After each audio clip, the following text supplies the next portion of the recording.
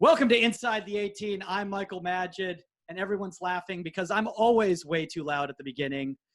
With me is Omar Zini, and we are not going to just be joined by somebody who's going to be breaking down the World Cup matches with us from week one, but we're joined by a legend. Honestly, if you're listening to this podcast, you probably know who this person is.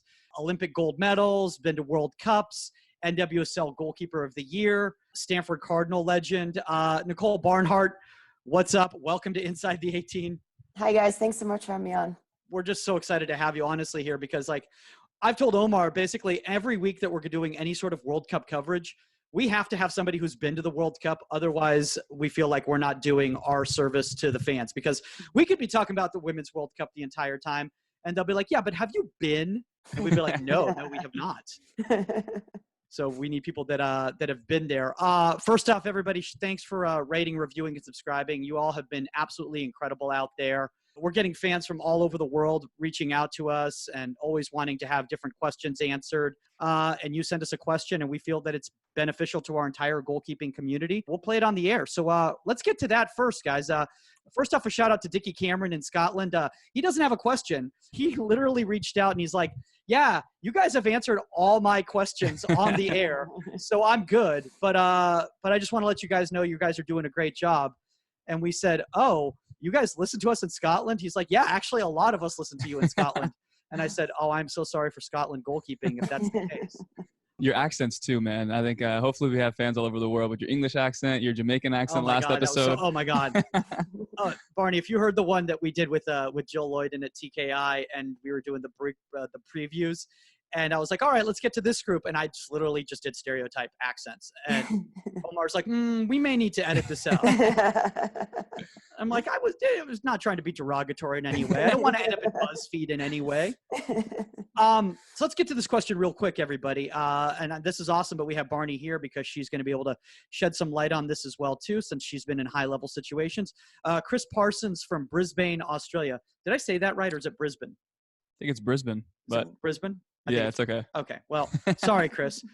He goes, what up, exclamation point. Already starting off very strong. Thank you. I'd love to hear your 2 cents and any value you can add to your listeners about a debate I've had regarding visualization. Envisioning the outcome of a game or my own performance quickly lead to anxiety the moment something occurred in my preparations or in a game that didn't fit the narrative that I'd created in my head. Mentally rehearsing anything is touted by most high-level performers as a staple in their preparations for a big game/event. However, I'm starting to believe this isn't optimal for a goalkeeper. There are too many variables that we simply cannot control. For instance, the angle and velocity a striker shoots the ball towards goal. We can, however, recognize patterns or particular traits of a player that allow us to preempt and best position ourselves for the shot/pass, etc., that is most likely to occur. As this is very reactive, I've instead found tremendous value in an almost meditative-like approach in clearing and having an open mind during a game to best react to each situation and variable as it happens. Is that write a book or what, dude? Dude, honestly, I'm not kidding you. This is the most incredible question we've ever gotten, because usually it's like, yo, how do I improve my goal kicks? And we're like, a lot of reps. They're like, cool, sweet. I feel like he asked the question, and by the end of it, he's like, I have my answer. Like, I feel like he answered it for himself. I think that's what he was trying to do. But I was just trying to humor Chris, because not everybody out there is as astute as Chris is. And since we have Barney on here, who's a very high-level coach in her own right, I kind of want to ask her this question. You've been in high-level events. You've also been on the coaching side. What are your feelings in visualization? Do you feel that any of the things that he's bringing up make sense? Yeah, I think it honestly varies very much depending on the individual. Me personally, I've never really been into it, but I know other players that have. I think for me, it's more I just like kind of being calm and chill going into things, but it's more the preparation of what research can I do on the other team, other individuals, and just have that information in my head and then go into the game. And really it is reactive. Nothing's really black and white in the game, especially as a goalkeeper. No situation's ever going to be exactly the same, but you've trained, prepared yourself to go into the situations and react accordingly and make decisions. And I think the biggest mental aspect of the game is the ability to let go of mistakes once they happen, because they are going to happen. And I think if you know that and go into things knowing that you're very rarely, if ever, going to have a perfect game. It's the ability to move on from those mistakes in the moment and then go back and review them afterwards. And I think for me, that's the bigger mental aspect of the game. I don't know if anybody's ever had this situation before in their lives. Probably not, because I'm the crazy person. But like after I get scored on a goal that I'm kind of questioning my positioning and stuff like that, during the reset, I will literally go back and do my footwork and my positioning and like figure out like what I should have done in that situation. I think it's just you. Okay, that might just be me. People may just be like, I think we should probably not shoot on that person. He may not all be there in the head. No, I've had teammates as well who like to listen to a lot of music before the game, and some people who like to meditate before a game, some people who like to listen to like Mozart to calm them down. I think whatever formula you have before a game, use it to your advantage. I think even for myself, I used to listen to like 2 or 3 songs that I know would pump me up. And once I got into the game, I'd have a clear head knowing that my pregame ritual was checked off and I did everything I needed to do. So before a game, and I've had sports psychologists come to Davis and ask us certain questions about confidence, like, hey, like what lessens your confidence before a game? And I used to always tell them that just these matchups sometimes and these forwards that we're going up against, I'm kind of defeating myself prior to the game. How can I become better than that? And gave me some advice and give me some little formulas to plug into my pregame stuff to get me to my max psychological potential. Then once I'm in there, I have a clear mind knowing that I've done everything I possibly can before the game in training and all that stuff, that once the game starts, boom, you're ready to go. And I think, like he said, is that, with every shot and so many variables across the goalkeeping landscape in the game, you can't really prepare for all that stuff. But the best thing we can do as goalkeepers is have a clear mind. And I think that's what we need to do, is have a specific pregame. I keep saying pregame ritual, but that's what it is really, is getting yourself clear state of mind so all your actions and all your instincts can take over. By the way, my favorite thing about this question that he sent is he sent an entire match clip of the game of him just killing it. And I'm just like, is this a humble brag, or like, were you just trying to be like, hey, what did you get? Can you guys break down this game for me? I'm like, I don't know, you killed it. Like, what do you want from me? I get all the time too. People DM me and say, hey, was this a good save? And I'm like, yeah, of course it was a good save. You just hit in top corner. It's amazing. I feel like a lot of social media is just people wanting to like reaffirmation about how impressive they are. Oh, absolutely. That's why I post on social media. That's why I do my drills. I'm like, how is this distribution that gets actually good? I'm like, yeah. Why do you think I'm posting it? But no, more power to him. And we love these questions. I think that's super important. And to get professional opinions as well. I think, I went to college and played Division I, and like, that's where my level stopped in terms of a player. But when you have more, you're getting paid to do something, and you have a backup who's, they're not saying it, but hopefully you're making a mistake, and all those variables with the fans and rivalries and all that stuff, amped up into that very moment. There's so many more variables. So Nicole, I'm going to call you Nicole, or is you can call me Barney. Okay. I was gonna say I didn't know. It was so funny at the beginning. He's like, "Are we allowed to call her Barney?" Like, I don't know. I'm like, she signs off, so I'm pretty sure. Yeah, it's cool. I pretty much respond better to that than my real name. So. All right, Barney, it is. I respond a lot to who's that keeper. I respond a lot to that, and not from a positive standpoint. We're like, who's that keeper? I've actually been on a 5-a-side team, which like these guys is like an influencer league kind of thing. Adidas like whole sponsor thing. So I'm on this team, and this guy's humble like, brag. Yeah, it's cool. It's pretty fun. But I'm on this team. I've been on this team for like a year now, and then by the second year, I came on my first game, and they were like introducing a girl that I had brought to the team, and they were like, Krista, that's Kevin, that's Mike, that's Barney, and that's keeper right there. I was like, Drew, what's up, man? Like, you don't know my name? He's like, yeah, you're the keeper. I'm like, bro, I've been on this team for a year. Like, what do I got to do? So I think that's the normal. That's the normal. A year, dude. A year? Are you? I put in a full shift with these guys, and they're calling me keeper. So. I thought it was like maybe like 1 or 2 games. Like he had done it a few times. So at a certain point, I was like, bro, like what? Come on. I don't want to call you out the last 6 times, but I'm gonna have to do it now. Dude, I played on a semi-pro team last week, like last minute, and like they knew my name by the end of the night. Like that's a sad. Because every time you got scored on, you're probably like, "Come on, Michael! Come on, Michael!" I did, and then I would trace my steps and do the footwork, and they're like, it's like all a bunch of like former like Ligue 1 guys, like from France. And they're like, there's the goalkeeper. He's the Michael the goalkeeper. He's the weirdo. So thanks again, Chris, for the question. Real quick before we move on to the first topic, Barney's like, oh God, we have to do this. honestly, shout out. Thanks for the reviews, everybody, guys. Really appreciate it. Amazing, amazing reviews that we're getting there. The love we're getting from all over the world is just unreal to us. Like the fans we have in different places. For instance, like just right now, we got an email, or not an email, a review on iTunes. And by the way, guys, remember, put it up on iTunes, okay? DMing us and just saying like, hey, you guys are really good. Doesn't help us in the search box in any way whatsoever. We can't move up the rankings unless you actually do it. Like everybody puts up reviews on iTunes. Even Barney put one up. She put up 7 today as an anonymous person, okay? So if she can do that out of her busy schedule, you can do it. This one comes from actually a DC United reserve keeper, and he goes, greatest goalkeeper and soccer podcast out there. I love the podcast. I found it last week, and I listen to 2 to 3 episodes a day. Maybe don't let your coach know that because you should probably be out there training too. I'm 18 at DC United. You guys have helped me as a player and as a coach. Thank you, guys. Keep it up. Hopefully I'll be on your podcast someday with that winky face, which means like, dude, hey, kill it in USL. Maybe we'll get you on the podcast. We have a pretty high standard now. We're getting a lot of big names here. Barney, you know, yeah, exactly. Crazy experience, come World on. Cups, Are you Olympics. Kidding me? Yeah. So, I mean, he's U18. Give him a few more years. Maybe he gets to 23s, and maybe he's on the first team. We'll talk about it then. Yeah. But Anthony, honestly, we appreciate it, and shout out to you. Keep killing over there at Loudoun United. All right, let's get into today's topic: coaching while playing. All 3 of us here have pursued our coaching careers at the same time as our playing careers. Maybe one of us here has been a little more successful on the playing side while pursuing the coaching side. But it's an interesting dynamic because a lot of people feel like you have to do one or the other. For those of you guys unfamiliar listening to the show, Barney is not only a goalkeeper in NWSL, starting goalkeeper, but she also is the goalkeeper coach for the reserve side for Utah. So let's talk about that. Why is it beneficial to begin coaching while you're still playing?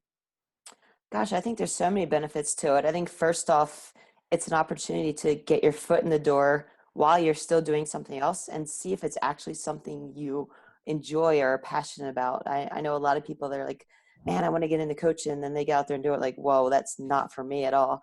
So it's an opportunity to kind of touch on it a little bit, but not fully commit to it. Get that experience. I think your experience as a coach is very different perspective than your experience as a player. And I think for me personally, it's been very helpful as a player. You see the game differently. You analyze things differently. It's just a whole different world that you don't really realize is there until you get into the coaching realm of things.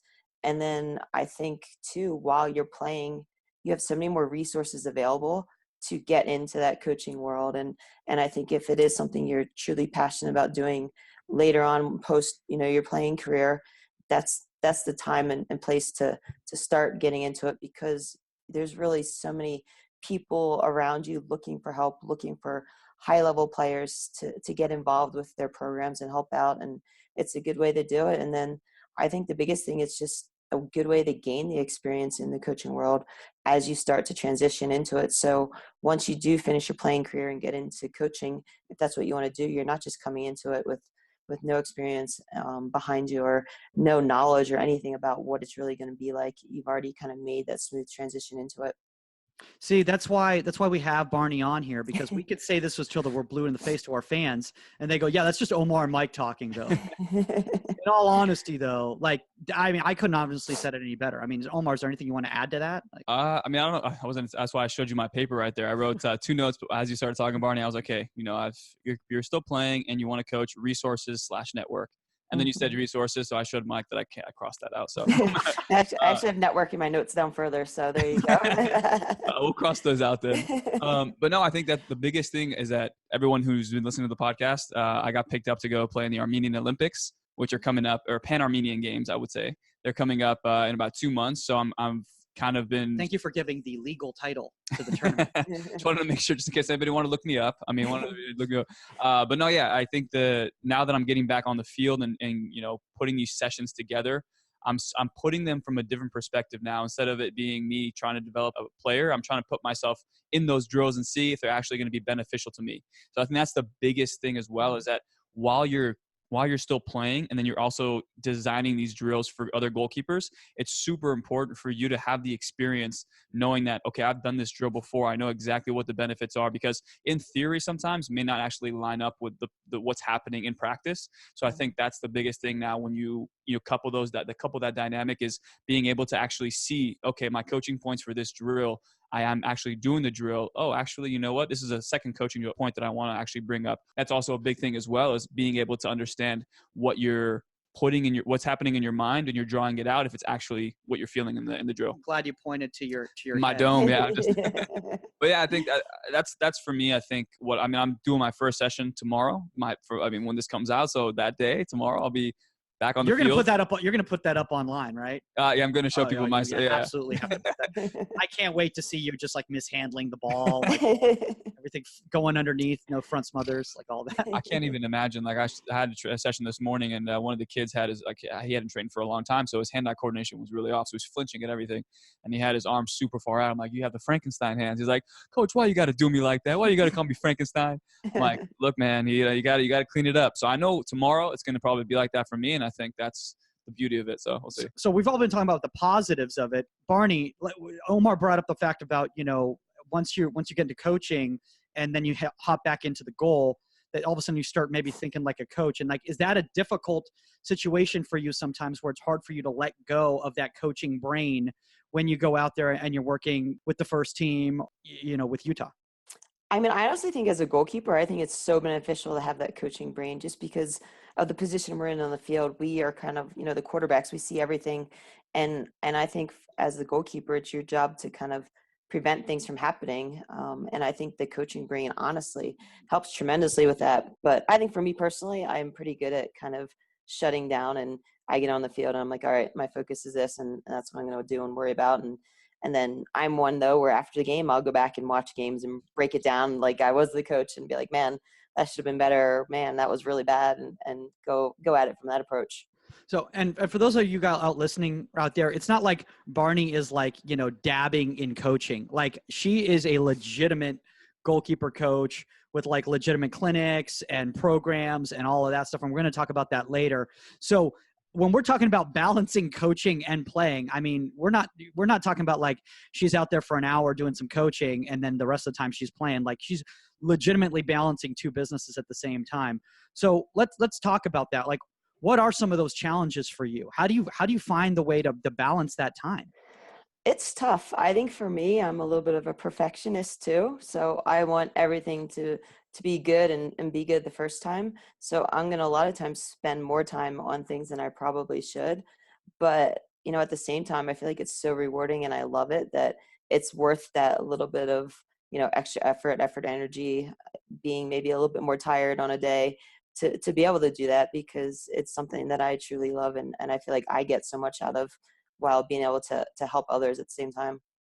Yeah, I think it's one of those things where if you really, really are passionate about it and you really want to do it, you'll make the time and you'll find the time with anything out there in life. And Omar, I know that you are very good at that discipline. I mean, sometimes you're a little neurotic about it, kind of like me, in regards to like, this has to be perfect. This has to be perfect. Otherwise it's going to like be representative of me. So like now with you going back to playing, like you want it to be just like with your coaching. So I know you're going to be just as disciplined with it as you are with your coaching. That's the tough part though, is that when you have someone else coach you, it's not you serving the ball anymore. So it's like, how it is. I thought it was going to be so easy to transition from player to coach, just because I've seen my goalkeeper coaches serve the balls and I feel like I know how to serve the ball pretty well, but there's so much to it. There's pace, there's timing. There's, pace and timing are the two biggest things as a goalkeeper coach. Like, when you can hit the ball, is the footwork the most important part of it? Are you going to let me go through the footwork? Am I going to be diving on the run? So there's so many different things. So that's what I'm worried about when I come back to it now. It's like, I'm going to have someone else shooting at me. So I hope they understand. They hope they understand the pace, the timing, and what the goal of the drill is. Yeah, Barney, do you ever feel that sometimes, like where when somebody's hitting your shot, and I'm not putting out anybody on blast. Let's just say any goalkeeper coach in the past with you, and you're kind of like, oh, you know what, I could have hit that ball better. And yeah, but I mean, it's so much tougher than people realize. And I mean, I can remember in the past asking field players to warm me up for, games or hit crosses in a training session, and their ability to do it, it's atrocious. You're like, how hard is it to just clip a ball into the box that I can come out and, get warmed up doing? And I think just that makes you realize that it is a really special talent, and It's an art. It is an art, and Mhm. it's a lot of understanding the timing, the pace, when and where exactly the ball needs to be played. And obviously the more experience you have training in that, I think the better you understand it. But there's still some high level goalkeepers out there that even in training sessions struggle serving the other goalkeepers in the training session because of that. Yeah, and I think it's a certain brain wiring where I mean, trust me, that is the worst. Field players warming you up is arguably like the worst thing you can be dealing with. Like Yes. I used to have a parent. A parent would warm me up. Oh, One of my old Yeah. teammates, his dads would warm me up, and he actually, I mean, now that I look back, that's he probably knew better than a field player. Because field player, it's like, all right, here, let me warm you up, and it's just like post. I'm like, dude, just place it somewhere where I can get it. It's like, oh no, but I'm trying to challenge you. It's like, no, I just want it right at you. I'm like, okay, right at you, and it's like 80 miles an hour. I'm like, no, I didn't mean like I need to warm up. Like warming up means like getting ready for that type of a thing, and they just don't get it. So that is one of the struggles. So there's one thing I want to add on to. I think I've said it before in the podcast, but my goalkeeper coach me at the Galaxy Academy, and on the first day we got there, because I got on the Galaxy Academy when the academy had just started, when the DA had just started. So 2008, I think it was. Just basically means you just wore jerseys. You just wore MLS jerseys. That's Pretty much. Galaxy. There wasn't much affiliation with the team, but they had us out there. And I remember probably for a good 2 or 3 months, he would put us through drills where we'd have the U17s and or U16s, my team, and the U18s, and we'd have 6 goalkeepers there. And he wanted to have everybody serving the ball, obviously, so no one's stagnant, no one's just standing. And so after a while, he was like, Omar, like my coach, I can't hit this ball. Like I'm trying, and he's like, we're gonna keep doing it until you get it right. I'm like, Coach, I can't. He's like, Omar, what's gonna happen to you when you want to become a coach, when you want to get into a professional environment, and the goalkeeper coaches are gonna have you serve a ball? You can tell the coach there, you don't know how to serve a ball. I'm trying to get you ready now. So make the mistake now at a young age, get it out of your system so you have the reps. Because all you need to do is get over that hump, and once you're over that hump, you're good to go.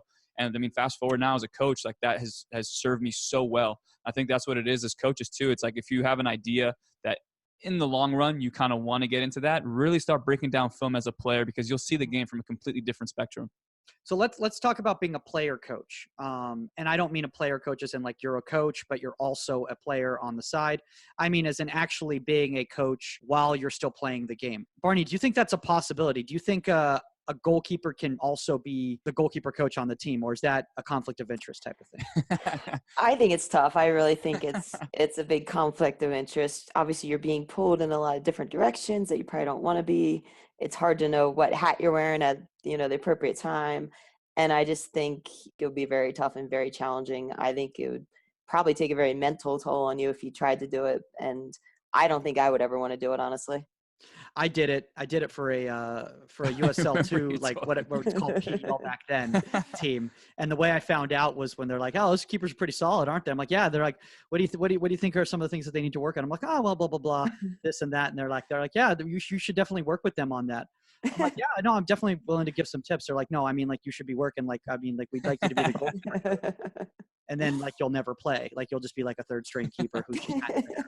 You're blindsided, man. They did you dirty. But the weird thing is like now you have a morality issue. It's like, okay, am I pushing these keepers because I want them to get better because they clearly are at a higher level than me? Or do I can't do them dirty and then all of a sudden like give them bad advice just so that I get playing time. Like can't do that, right? It helps when like the 2 keepers in front of you are like 10 years younger and like youth national team players. Like that makes it easier. But yeah, I think it's a very tough situation. However, you're able to do the situation where you're actually working with the reserves as the goalkeeper coach, which is kind of the same thing, except for you don't have to worry about having to deal with hopping in those matches as well too. Yeah, I mean, and again, most of those players that I'm working with are still college level players. At times our third string keeper with the full team would come in the trainings a little bit, but that's kind of almost doesn't change much from what we have on a daily basis, just serving each other. Now I'm just giving a little bit of the coaching information along with it. But yeah, I think it's fun to do it in this position and this aspect. And I think it's probably like the best player coach situation to be in if there is one. I mean, I can only imagine just like how that works out. Like kids come in for the summer to, play on this reserve team, during their summer break.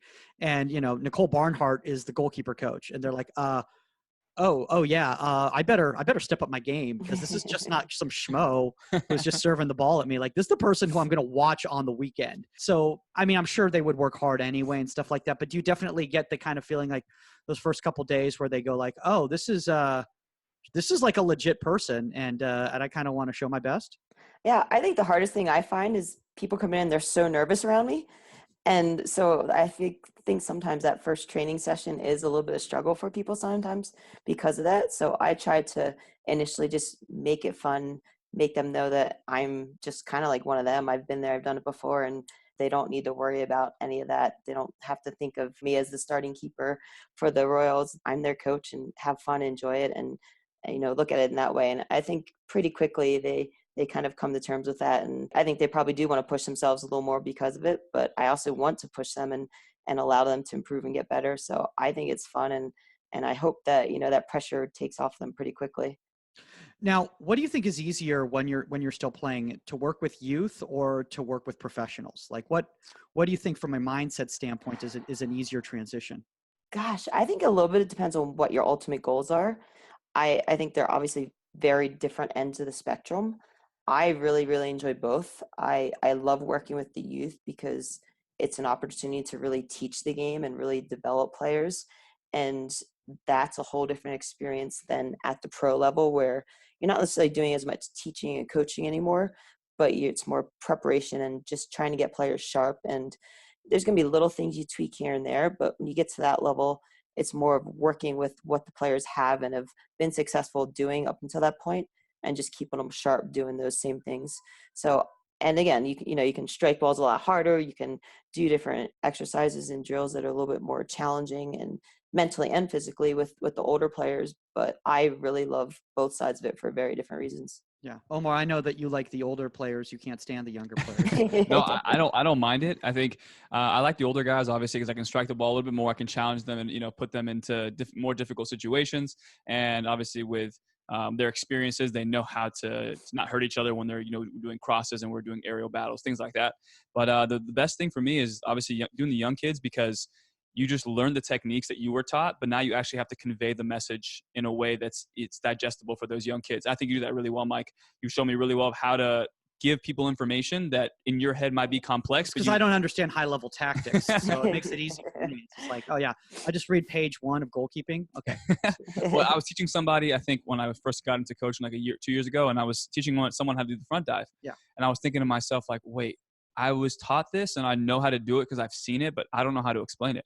And then I started breaking it down a little bit more and understanding its kind of relevance to, like, we go to weightlift, and when you squat, you kind of have to open your legs up so you can sit. There needs to be space in there.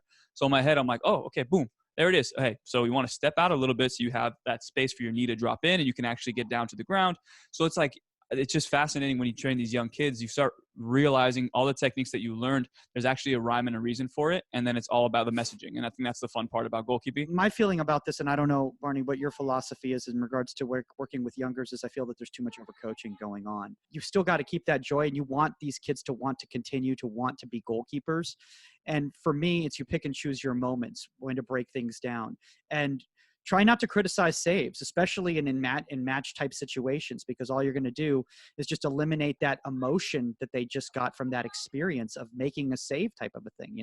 I think that we have a strong problem in this country, especially of, for lack of a better term, saying we need to make it perfect when the game is messy and goalkeeping is messy, and it's not perfect. And we're going to talk about the Women's World Cup in a couple minutes right now, and there's been a lot of great moments in this World Cup that you wouldn't call textbook orthodox goalkeeping, but they pulled off some pretty big time moments. Yeah. And so a quick side note, I saw back at the Galaxy, we used to have these drills where our coach would say, for crossing, catch the ball at the highest point, make sure you go off of 1 foot, land on 2, all of like the specific techniques that he was trying to teach us, the foundations of it.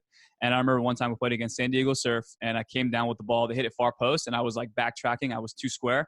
I was like falling backwards, and I caught the ball and I fell to the ground. And at halftime, I walked up to him because he was very Air Force mentality and like, do it my way. Your old I am coach scarred. I am scarred. But he literally terrifies me. So I walk up to him like we're tied 0-0. I said, "Hey, coach, like I'm so sorry. I didn't catch that ball at the highest point. Like I know we talked about it in training, and you've been kind of trying to help us out with it. I'm sorry." And he's like, "Omar, why are you sorry? You caught the ball. You spurred us on a counterattack. Why are you sorry?"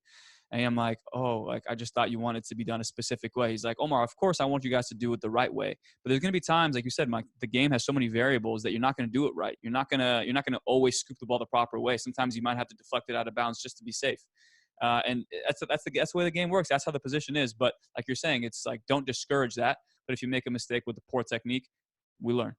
Yeah, and I think too, even touching on that, there's been games where, in the moment, I make a save. I'm like, wow, that was a really good save.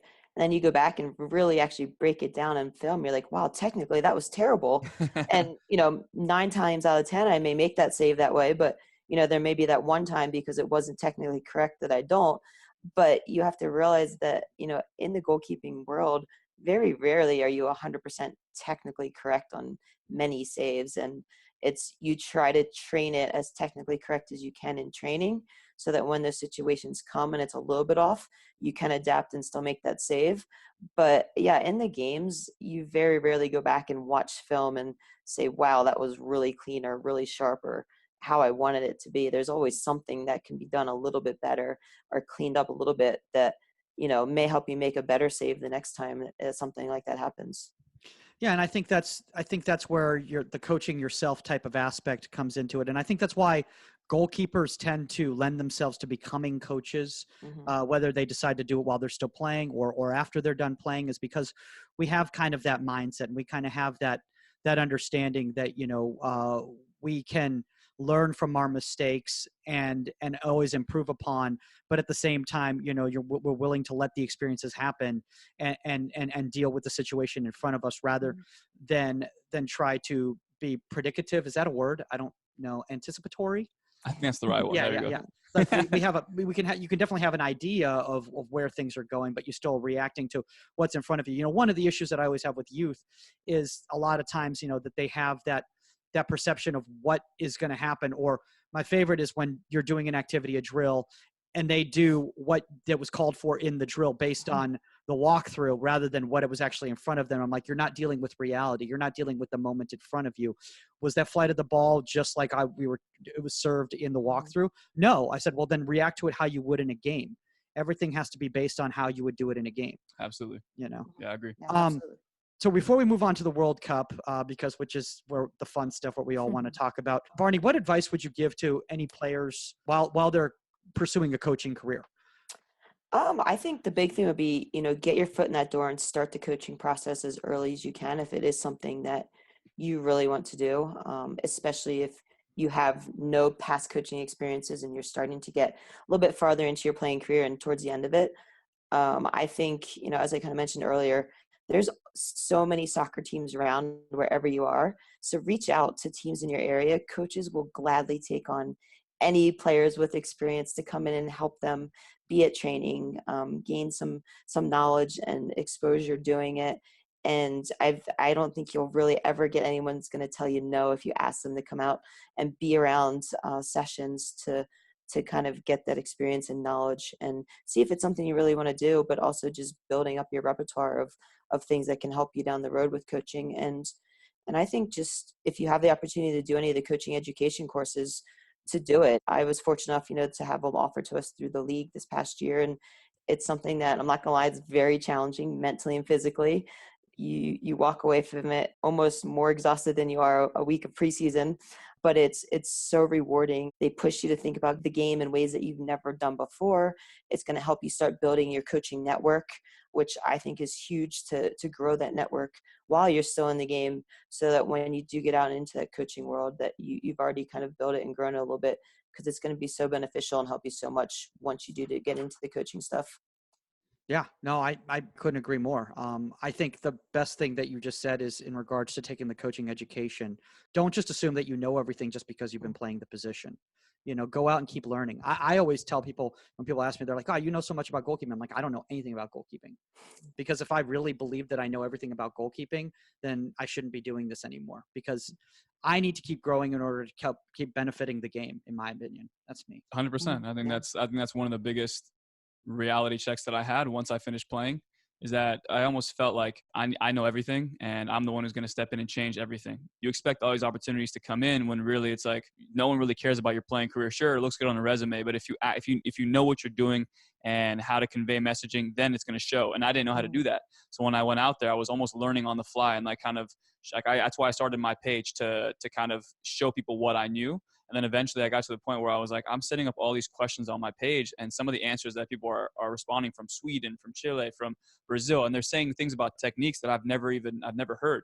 And in my head, I'm like, it makes so much sense why they're saying it. But I'm like, if I keep closing myself off to information, to networking, to resources all around the world, then I'm going to confine myself into a small little room, and I'm not going to get any further out of there. So I think that's the biggest thing, is drop your ego at the door, learn as much as you possibly can. It looks good on you at the same time too. It looks good on your goalkeepers as well, if they know as much as they possibly know. Yeah, speaking of learning more about the game, let's move into the World Cup, because I've been learning a lot just by watching the past week of the Women's World Cup. Personally, phenomenally, I think that it's actually been a very good World Cup goalkeeping-wise. Obviously been a little bit of shaky moments by some goalkeepers from some different teams. But overall, what are our initial thoughts on the performances so far? Let's start with Barney. Yeah, kind of as you said, I think overall it's been a pretty solid showing. I think you see goalkeepers keeping their teams in the games and maybe not being called on a lot, but coming up with that one big save that really, changes the game or keeps them in the game, or just allows their team to stay alive a little bit longer in the game. And I think for the most part, you haven't really seen a ton of major goalkeeping errors. Kind of building on that too, you see how the game's adapted and how goalkeepers are being called upon to play with their feet more, start the attack, make decisions of, how and the ways they want to start the attack, whether it's, throwing out quickly, playing that long ball that beats a line of pressure. And I think you're seeing a lot of that in the game, and a lot of goalkeepers that are comfortable with that aspect and the way the game is and has changed into. We had and the episode's going to come out I think next week, but we had one of the goalkeepers of the Brazilian national team on, Aline, and we were discussing the fact that the position is being respected more in the game throughout the world. For a while, they said it was very difficult to find structured goalkeeper coaching in a lot of these countries, and that's changed a lot. And I think you noticing that from some of these smaller countries where you're like, oh my gosh, this 2000 Nigerian goalkeeper, 18 years old, in the second game. I mean, I'd seen her in the U20 World Cup against Spain, and I knew that she had something, but like a lot of people had no idea, that there was going to be a goalkeeper there that was going to be clean with her hands and have that type of understanding of the position, because in the past they'd be like, oh, well, these countries don't really focus on goalkeeping. Mm-hmm. Yeah. Even today, I was watching just the way that Lydia Williams was playing the ball out of the back. I think they played against, it was Brazil. So I was watching her play, and I was just so surprised. She was, picking out passes and doing things that I wasn't accustomed to seeing. I mean, I've seen the development at the top, 5 teams, their goalkeepers playing with the ball. But now I'm seeing the World Cup, and I'm seing all these like class goalkeepers from all around the world, not just here in the U.S. That's what I assumed, is that we had Hope Solo, we had Barney, we had Jill. So we had these goalkeepers here who were the big names, and then now you kind of like broaden the scope a little bit, and you start seeing, oh my God, like the goalkeeping position is really developing across the world. And what better states to show it in the World Cup? Yeah. So let's start with Group A. That's France, Norway, Korea, Nigeria.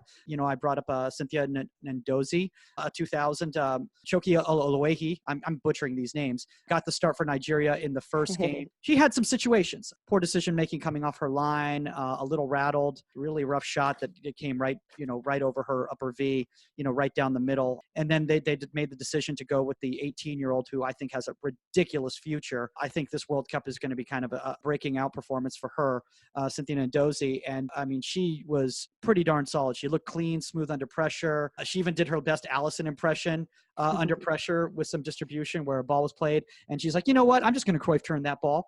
And I'm totally cool with that, which scares me. I would never do that in a situation like that.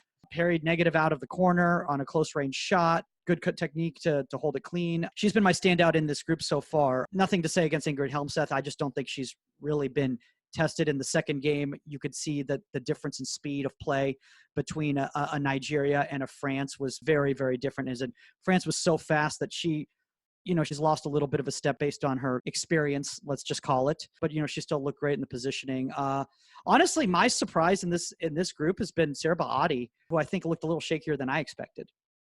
Yeah, I mean, I personally think she's one that doesn't get tested a lot, and her decision making tends to come into play. I almost feel like once almost every big game that I've seen her play in, and a lot of it is, those balls that are floated in that she tends to come for, and either doesn't get anywhere close to them or gets caught in no man's land. But I'll be very curious to see when she really does get tested, if she can come up with those big saves for them, or if she is going to be exposed a little bit because of it.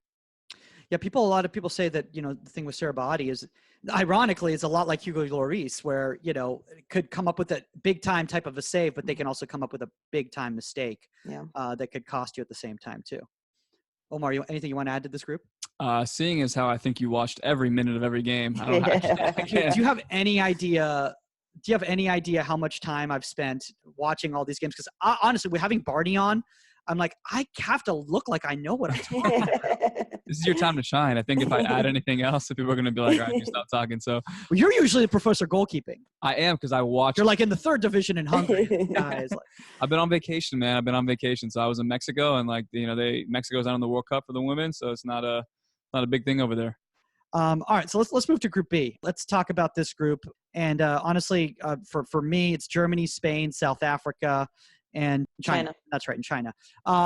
So honestly, for me, Ximeng Pang for China, again, butchering these names, much better than I expected her to be, much more rangy than I expected her to be. I expected her to be consistent, but she's more athletic than I thought. She came off her line, especially in like 3-goal situations, to parry balls away from dangerous places. So I was surprised by that. But honestly, we got to talk about Alma Schultz, who first game, not really a lot happened to her, but in the second game, she proved why she's one of the best in the world. Yeah, I agree. Obviously, the first game she wasn't tested a lot, so you have to always wonder, what's your mentality going to be going into that second game, because that first game's kind of your chance to really get your nerves out, and you go into that second game, and she was solid. She came up with some big saves, was fearless coming out for balls, extending out to get touches on crosses, and I think she definitely helped to keep them in that game.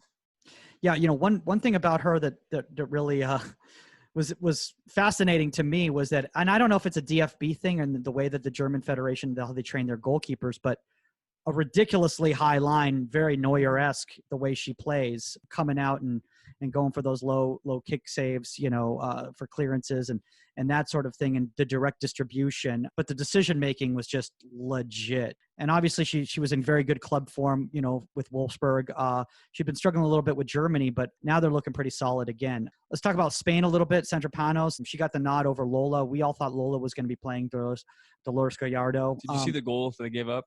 Yeah, are you talking about the one where the defender? What I is she doing? I know. Did you see that one, Barney? In which game? So in the Spain Germany match where Sandra Panos, she made the save on the point blank on the header. Yeah. I just think they both thought the other was going to get it, and I don't know if she realized there was a player behind her. It was just She slowed down, and it's frustrating as a goalkeeper. You make that first save, and then to give up a goal like that off the rebound, and I think I was like, whoa, what just happened? Did you see the Norway-France game? Oh my gosh, yeah. The French defender. I mean, that's a bummer. You're talking about Renard? She kicked the ball. Literally, I mean, you're talking about one of the best center backs in the world. I know. I mean, that was just one of those moments that, you just kind of have to brush off and hey, you know what? Live another day. France is obviously a very heavy favorite in this tournament, and she'll be fine. Look, any player that plays for Lyon is going to be fine. And then the VAR saved them. We were talking about it before we got on the show here. The VAR has been it's been a headline. I mean, the entire weekend. You saw today, I think it was South Africa versus China. They had a ball not cleared off the line, but it bounced in, and it was probably like 80% in, and it came out. So in that sense, for goalkeepers, it's good. But these PKs are being called like no other. You saw today, it was the Norway-France game after Renard gave up that goal. It was 1-1. And like 10 minutes later, the Norway player, she won the ball, but her leg finished a little bit high, and it scraped the French forward's knee. And the referee had to go look at a VAR. They gave a PK, and then France ends up winning 2-1. So it's such a, I mean, we're getting off topic here, but No, Omar's just doing that old man get off my lawn type. But one thing today is the goalkeeper from South Africa, Kaylin Swart. She has a mean drop kick. Like, I mean, as Barney, is that she won her job back because Diamani played the first game, and she'd been struggling. Ford had been struggling going into the World Cup, and I think that was one of the reasons why they went with Diamani coming in. Trust me, dude, I've been doing a lot of research. Barney, this is a side question, but obviously nowadays when you see the men's side, they're all doing the side volley, and that's kind of what's becoming more and more prevalent in the men's game. For the women's game, I feel like nothing's really changed in terms of distribution with the drop kick. I feel like ever since I was younger, I've seen a lot of women do the drop kick. Endler hits a 6 side volley. Oh, she does? Oh, yeah. Okay, then never mind. That's the South okay, South American though. So maybe I'm all around the world. Do you feel like that's becoming more of a theme, or are more people just sticking with the drop kick and continuing to do that? I personally think you won't tend to see it as much on the women's side. I feel like it's a little bit harder for a female to strike the ball like that, especially consistently with just hip strength and everything, of that sort. And I think just comfortability comes into play. They're not training it as much, and you're just more confident and comfortable striking that drop kick. And I think if you work on that, you can get it off just as quickly and just as direct sometimes as the side volley. And I do think it's just a lot easier for the guys to hit for some reason or another. Gotcha. Speaking of struggling with types of distribution, Laura Giuliani, who I'm butchering the name, she struggled with her feet in this tournament so far. We're going into Group C now. That's Italy, Brazil, Australia, and Jamaica. And, honestly, she was a phenomenal shot stopper. Absolutely one of the reasons why Italy won that game. I mean, she was getting shelled left and right against Australia, but her feet really, really scared me moving further in the tournament. Decision-making's not bad. She was unfortunate on the PK save that she made because, you have Sam Kerr following it up. She's like, you're not gonna let it go in. Well, I'm just gonna tap it in. That's all I'm gonna do. Give me a second opportunity here. Yeah. But and her reflexes are solid.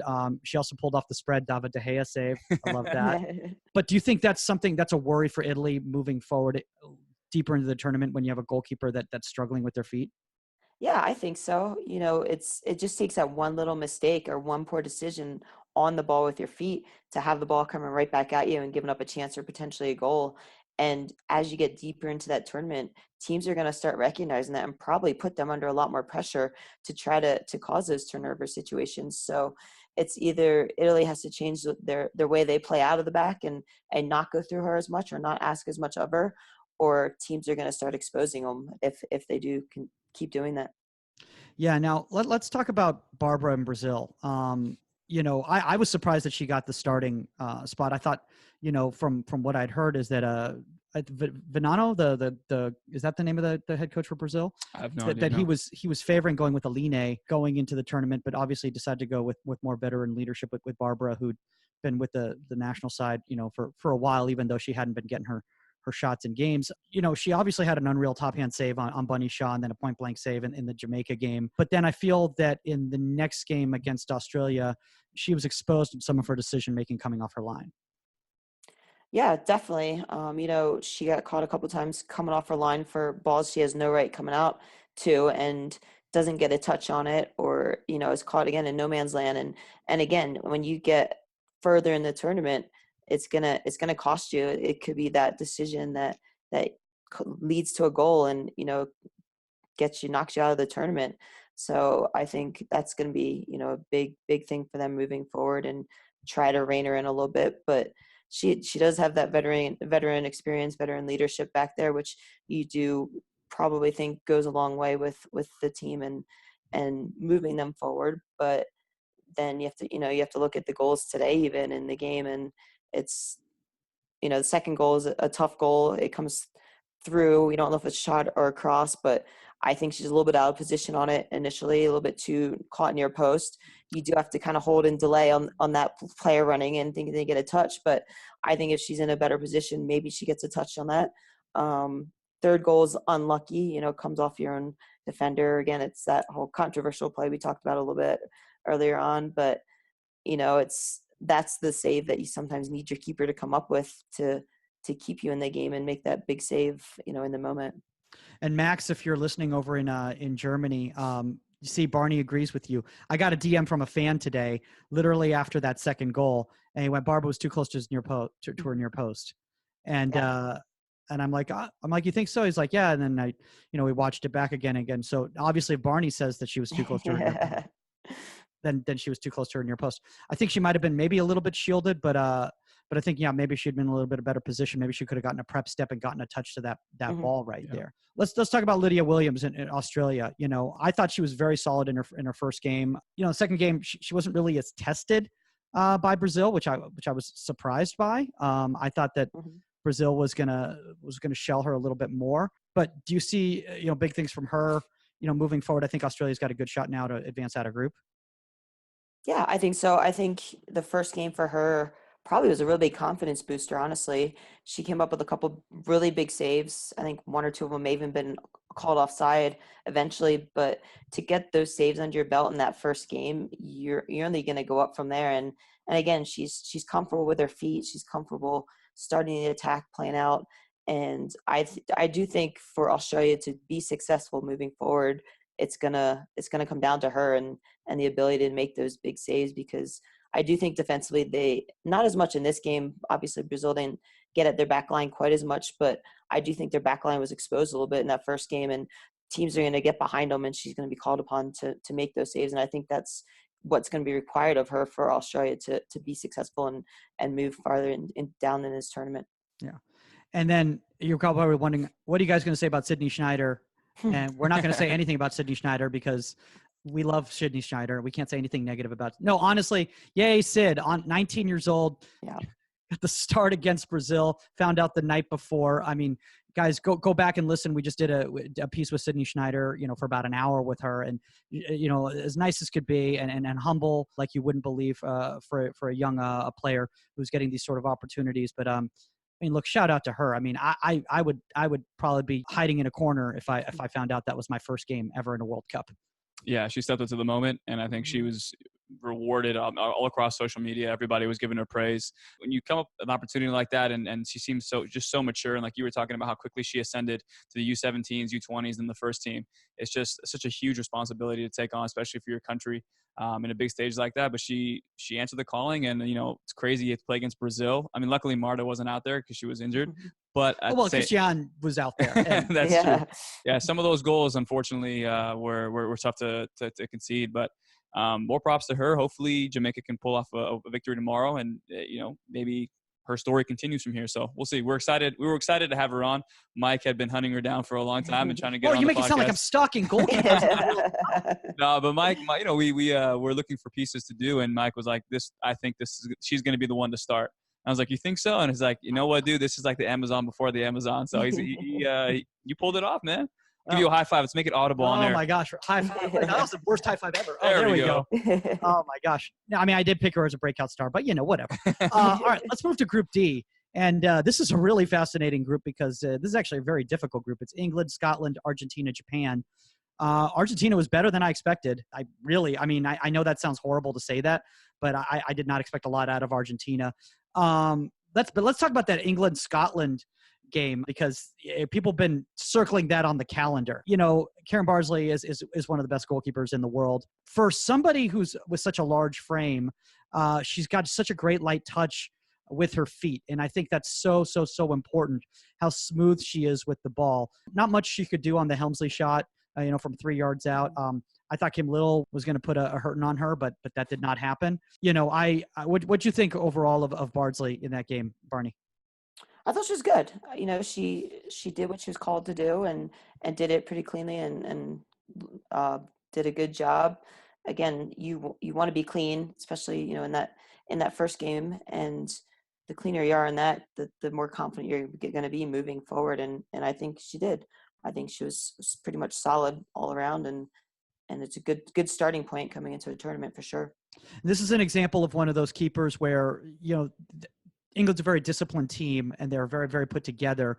So she didn't have, quote unquote, a lot to do, but you saw why she was one of the better goalkeepers in the tournament, just in regards to just how she moved, her decision-making, all of that sort of thing. Nothing flashy, nothing exciting, but getting the job done and clean and consistent. And as goalkeeper coaches, that's what we like to see.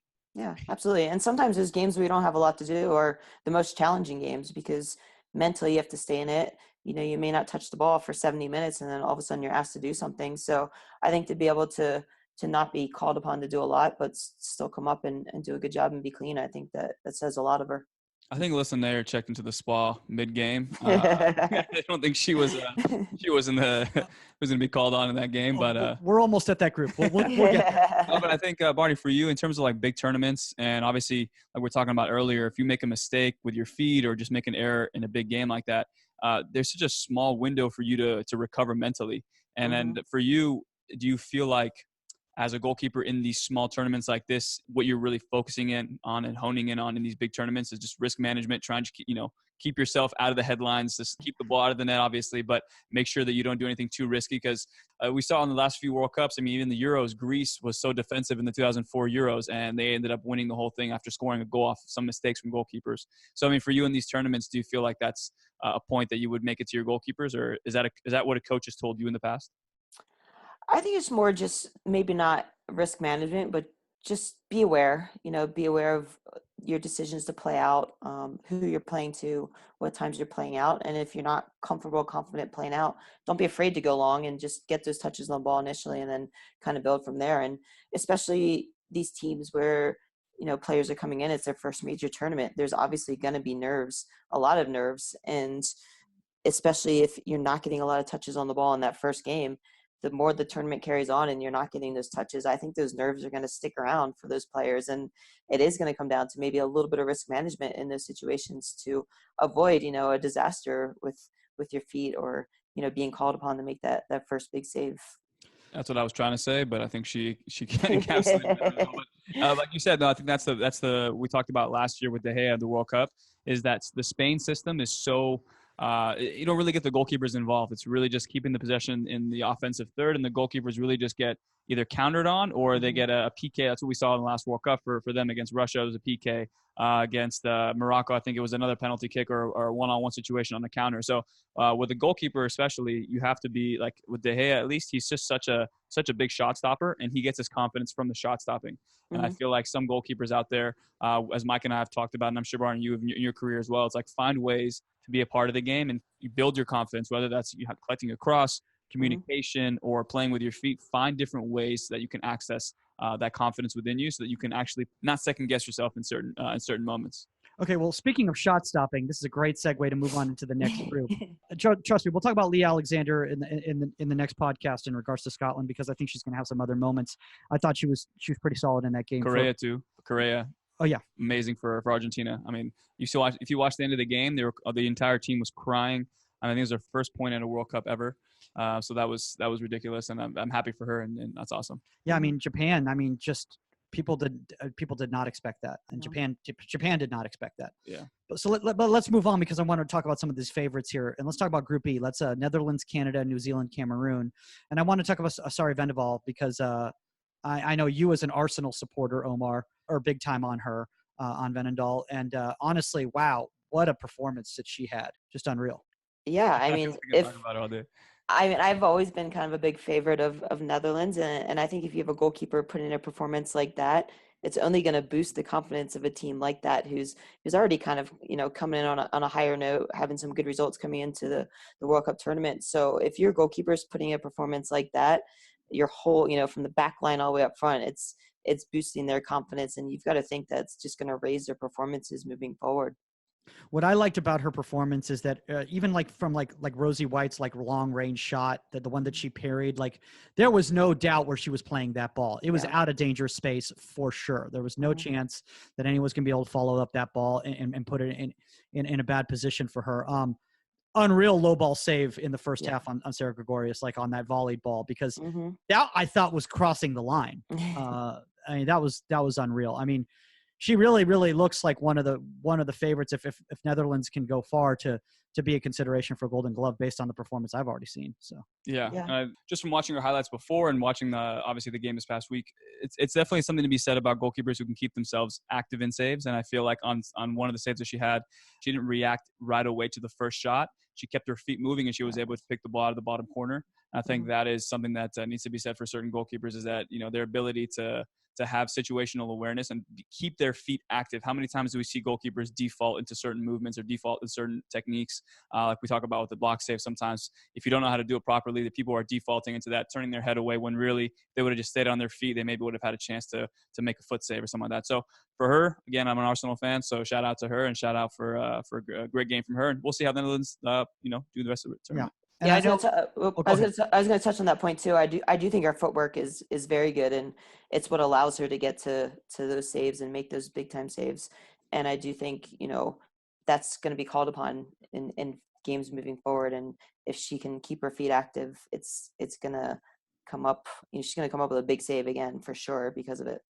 I always try to explain to kids that when you have good set position and you have good shape, it's so much easier to keep your footwork clean. Mm-hmm. And she does a great job of that. It's not a big step. It's a nice, solid little small step to get that small prep step before she goes for that push off. And it works really well for her. Speaking of big push-offs. Alyssa Nair had the save of the turn. No, Alyssa Nair, she's definitely was the standout of Group F. It's US, Sweden, Thailand, Chile to wrap this up in the groups that we're talking about right here. And we have to say that Christiane Endler, I mean, she's in the running also for Golden Glove right now for me. She was unreal against Sweden. I felt bad for what happened to her near the end of the game when Chile started getting exposed. But honestly, just unreal, and showed why she's one of the best out there in the world. Just the focus, the technique, distribution under pressure. The scoop save on Sembrant was the save of the tournament for me so far. Absolutely.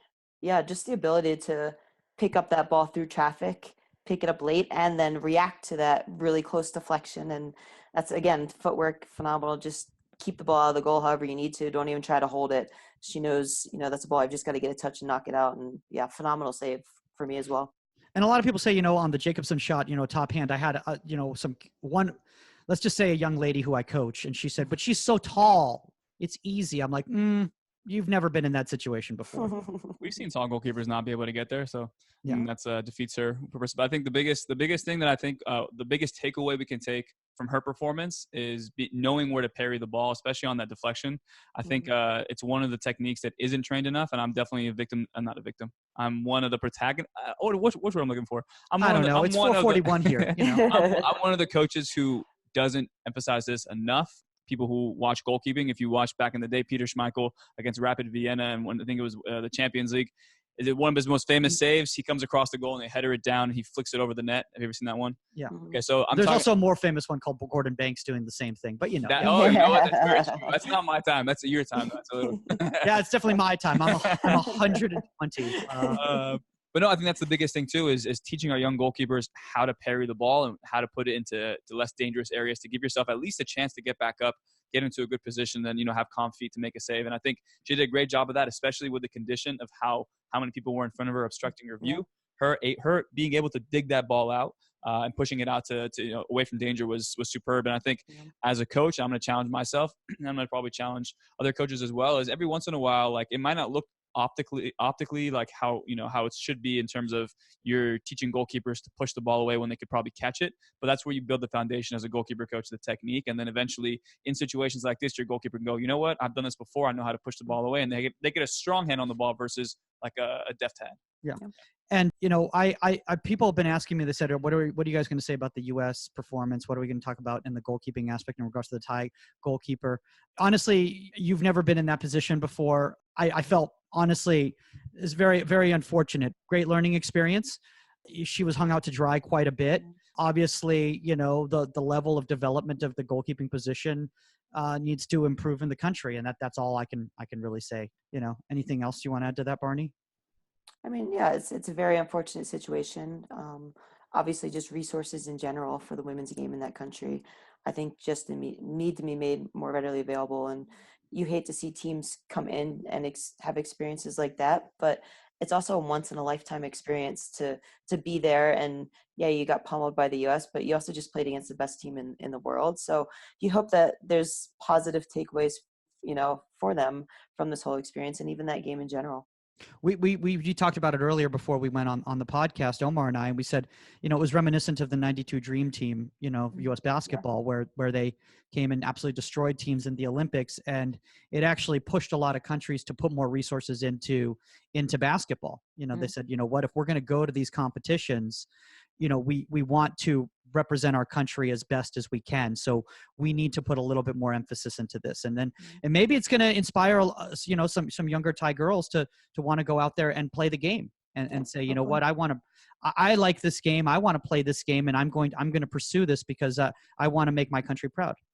Yeah. And I think, like, believe it or not, I mean, Megan Rapinoe said it really well today. They were asking her, she was on the FS1 set with Alex Morgan. They were asking her what happened yesterday. You guys kept celebrating and things like that. And she was like, well, hopefully this gives FIFA a chance to actually look at, where they're spending their money, and giving these federations more money, more opportunities to play, more friendlies before games, so that, they're more prepared to play against us. It's not our responsibility to make these teams better by playing them. No, I mean, if they want to play us, they play us outside of the World Cup, and we can get them, maybe more subs in and things like that. But we're here to win the World Cup. We're here to play our best players, and even the subs that we put in. I mean, Carly Lloyd, Kristen Press. I mean, we put in really good players, players that I thought maybe should have been starting. So I think I felt bad for the goalkeeper. Every goalkeeper should have empathy for someone like that. It felt really, terrible. But at the same time too, like you said, Barney, it's kind of an experience, and hopefully Thailand, in a few years, they beat us 10-0. You never know. You never know what's going to happen. No. And there was by us, I mean Lebanon. I know.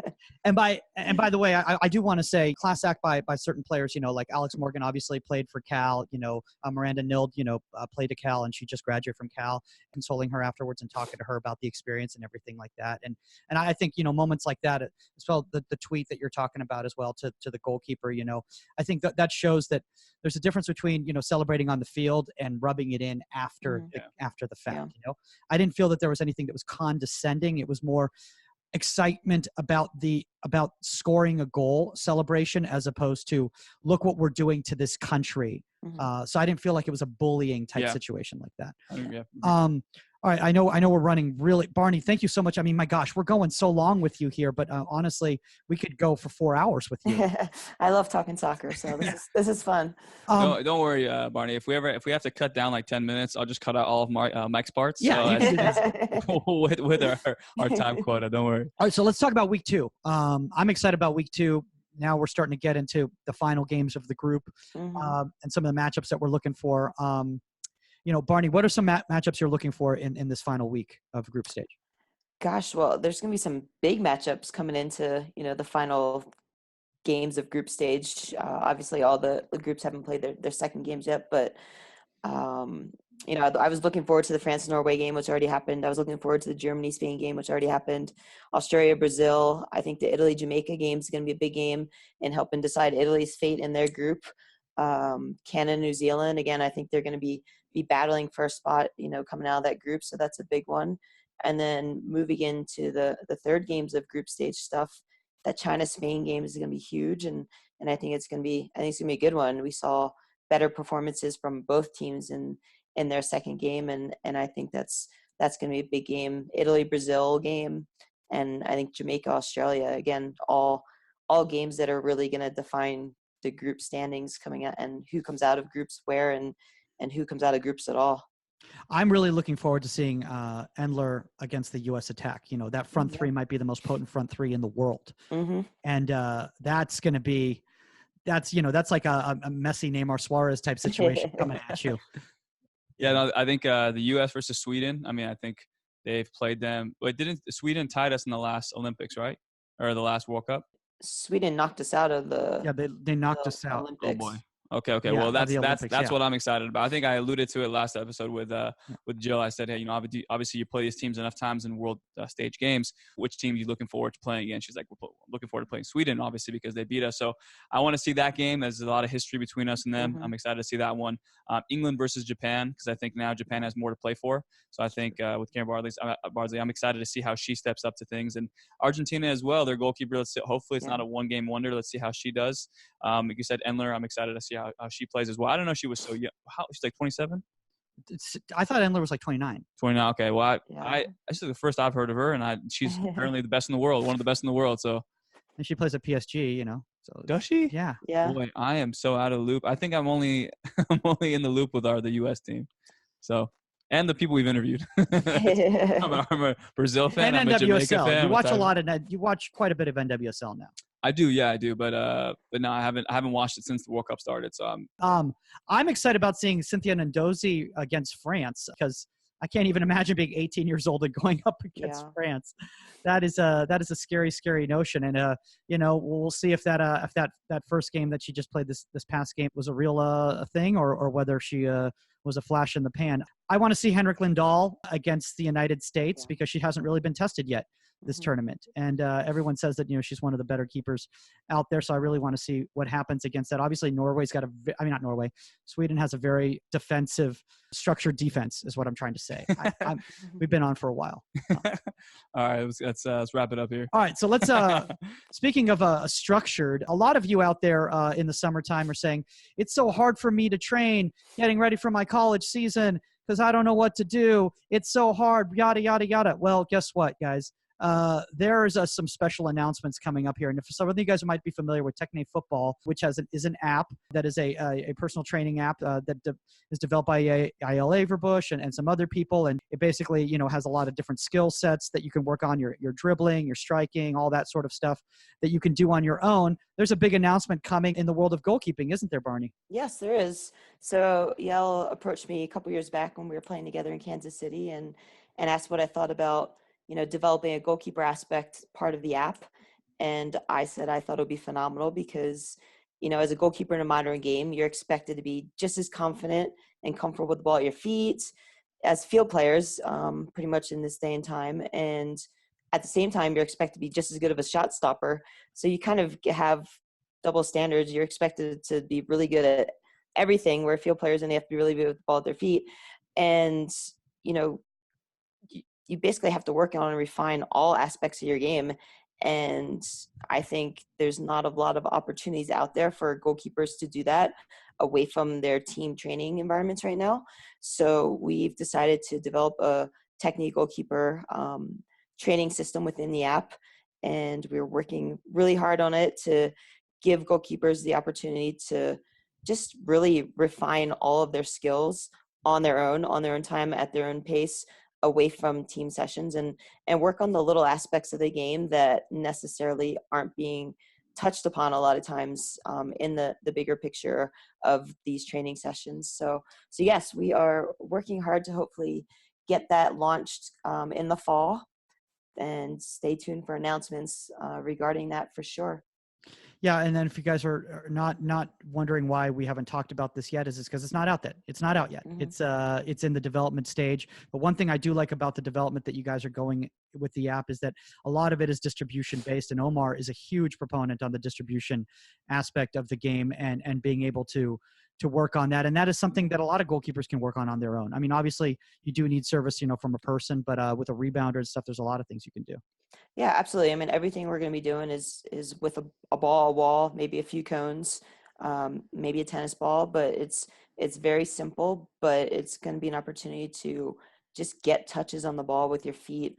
I think as a goalkeeper, you can, any player really, but you can never get enough touches with the ball at your feet. I know for me personally, the last couple off seasons, I've done technique stuff. I've done other work with the ball at my feet, and I think it's benefited me greatly. I think, I can personally see it in my game and how much better and how much confident I am with the ball at my feet. So I can only imagine where I'd be if I started that at a younger age and had opportunities like this. But yeah, I think it's really just focusing on, touches with your feet, the physical component of things you can work on, movement, footwork, and, handling and shape stuff, and just putting yourself in situations where it's as game realistic as possible. I mean, I understand that you can never fully replicate the on the field environment and training sessions and work on things. It's not going to be like, throw a ball off the wall and dive off of it. It's going to be, can we fine tune all the little technical aspects of the game that are oftentimes overlooked or ignored, whether it's because people don't understand them or there's just not time to focus on them, and develop those and just give people the platform to work on them at their leisure and get as many touches and reps on the ball as they can. So hopefully when they do get into the bigger picture, it's helping them and they can see the benefits of it. And people love apps. People just love apps. Like they just Yes. want to just click on those apps and spend all their time on their phone. And this way you actually get to be on your phone and at the same time training. So look, it's the best of both worlds for everybody. Yeah, absolutely. So where should people check in, or what's the best place for people to look out for any potential news coming forward? We'll definitely be making announcements through social media, but actually there's also, we've kind of developed a Technique GK community. So you can get signed up for an email list where I currently send out, it's pretty much about bi-monthly emails right now, where I send out, advice, tips, different things that I come up with, or people have reached out to me for advice on different parts of the modern game. We've sent out a couple sneak peeks of some app content that is going to be available, and then through that as well, they'll be in the loop to know when we officially launch the Technique GK training system. So if people do want to sign up for that, there is a link. There's a Technique GK section on the techniquefootball.com website. The actual link to that email list sign up it's just techniquefootball.com/technique/GK. So I would strongly, encourage people to get signed up for that, whether they want to get the app or not. I think there's a lot of beneficial information, coming from myself. I love, breaking down the game and sharing different components of, little technical advice and tips that can help people. And I've had a lot of fun doing it, and I hope people, are gaining a lot from it. So people should definitely sign up for that. And we're excited. I know Yael and I are very excited to get this app, everything finalized with the content and release it and launch it. Yeah, I don't know when you sleep, honestly. I just like to thinking about like, when the heck do you sleep? Like I see, the amount of time that Omar puts into his training videos and things like that. And I go, man, gosh, how do you find time to do anything else? Because it takes so much work. So I really appreciate everybody out there who's willing to put that kind of work in editing. Because if you guys have seen my social media skills with some of the stories I've posted, you can tell the difference. Am I getting better? You're getting a lot better. A lot better. Okay, but you can definitely tell the difference between when Omar's posted and I've posted. I've been doing it for like 2.5 years, so I used to be just like you. So don't try. So my favorite thing is like on Twitter is like anytime I post something now, I just like put like a little like little dash and then put like M squared, so that people know like that was from me, so that people don't go like, Omar, dude, like you need to step your game up. Like, honestly, it's got to get better. Awesome, Barney. Well, we've taken up a lot of your time here. Before we go, if any young people out there, are looking for advice on goalkeeping outside of the goalkeeping community of Technique Football, or they want to reach out to you and just thank you for all you've done. I almost said thank you for your service for US goalkeeping. It's kind of true. Where's the best place for people to reach out to you? I have a website for my coaching business, NicoleBarnhartGK.com. So people can go on there. A lot of info that my contact info is all on there. So that's probably the best way for it. And I do my best to respond to everybody as quickly as possible. And I appreciate people, reaching out and asking questions. Awesome. I think I've lost my voice. I have to go play a game at 7:15. It's a terrible idea. Terrible. It's during Game 6 of the NBA Finals. I know that's a horrible decision on my part. I felt, but the guy's like, we don't have a goalkeeper. He's not here. He's like, can you come? And just without thinking about it, I'm like, I don't have another game this week. Yeah, I want to play. And then I'm like, oh, Game 6. Oh, no wonder he couldn't come, quote unquote. Oh my gosh. All right, guys, that's all the time we got on Inside the 18. Contact at insidethe18media.com. Rate, review, subscribe, and we are out. Later. See you guys.